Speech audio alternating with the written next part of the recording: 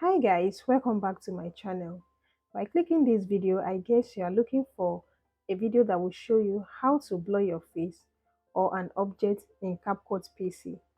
This video is going to be an easy step and it's going to give you the full steps and guide for you to be able to achieve that. This is the video I will be working with. I've imported it to the screen, and the next thing I want to do is to duplicate this video.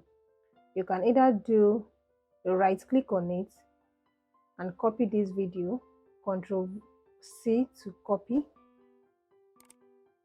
then Ctrl V to paste it, or you right click and paste it. After duplicating your video, the next thing you are going to do is to tap on effect to add the blur effect to it. Under effects, look for lens, then you scroll down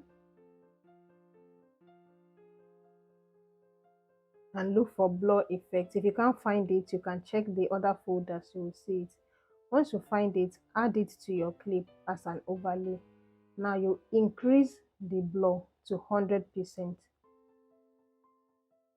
The next thing you are going to do is to merge the blur effect and the upper layer, which is the overlay video.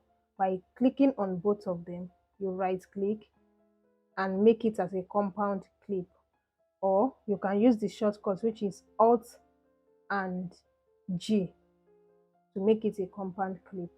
Then the next thing you are going to do is, if this video is just a one place video and your object is not moving around, you can as well leave it like this.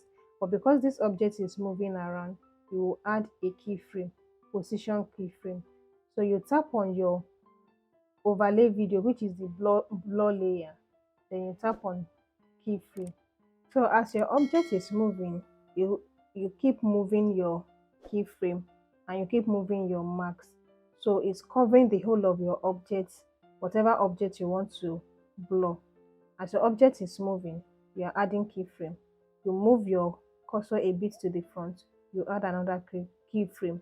You continue like that till the end of your video.